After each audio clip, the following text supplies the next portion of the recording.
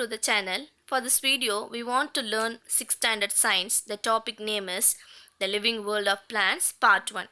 Our beautiful world is comprises of plants and animals. Plants can prepare food by itself, grow in size and reproduce. Various parts of plants are used as food, medicine, wood and shelter. So next we move to structure of plants. Our body is made up of many organs. Similarly, plant body is also made up of several organs such as root, stem, leaves and flowers. As shown in the picture, a flowering plant consists of two main parts. They are number one root system and the second one is shoot system. So first we move to root system. Root. The underground part of the main axis of a plant is known as root. The underground part of the main axis of a plant is known as root. It lies below the surface of the soil. Root has no nodes and internodes like a stem. Roots are positively geotrophic in nature. Roots are positively geotrophic in nature. So what is mean by geotrophic? The directional growth of an organism in response to gravity.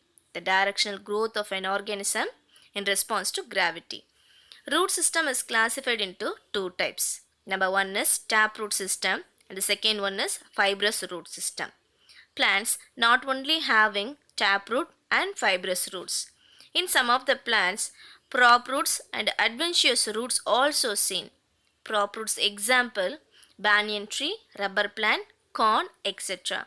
Adventitious roots example, ivy, horsetails, oak trees and cypress. So next we move to taproot system.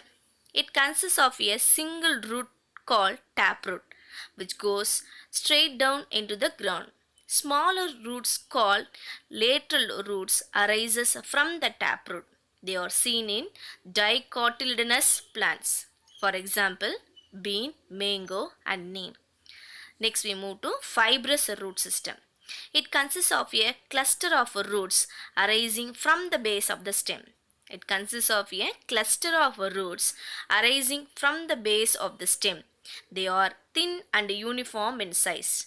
It is generally seen in monocotyledonous plants. For example, grass, paddy and maize. So next we move to functions of the root.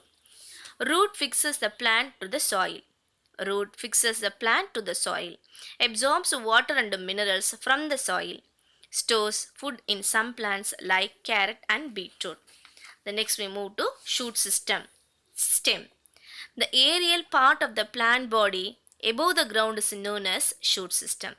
The aerial part of the plant body above the ground is known as shoot system. Main axis of the shoot system is called the stem. The shoot system consists of stem, leaves, flowers and fruits. Stem grows above the soil and it grows towards the sunlight. It has nodes and internodes.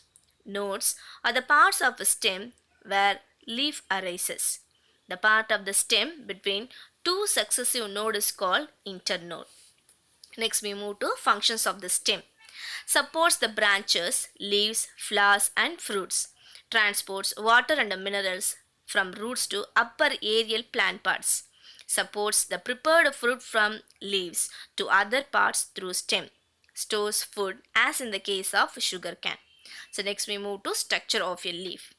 The leaf is a green, flat, expanded structure bone on the stem at the node. A leaf has a stack called petiole. The flat portion of the leaf is called leaf lamina or leaf blade. On the lamina, there is a main vein called midrib. Other veins are branched out from midrib.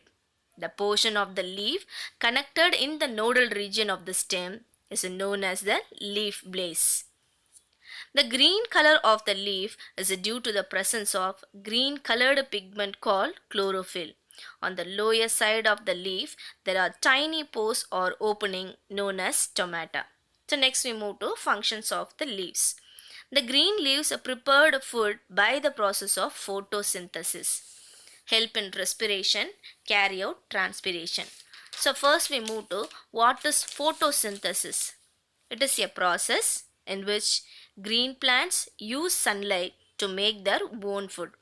Green plants use this light energy to change water and carbon dioxide into oxygen and nutrients called sugars. Next, we move to respiration in plants. Plants' respiration involves taking in oxygen and releasing it as carbon dioxide into the atmosphere. Plants taking in oxygen in the night time and releasing carbon dioxide. On the other side, plants taking carbon dioxide and releasing oxygen in daytime. So next we move to transpiration. It is a process of water movement through a plant and its evaporation from the aerial parts such as leaves, stem and flowers, especially stomata present in the leaves. For the next video, we will learn about habitat of plants and its types in part 2. Thank you. Have a nice day.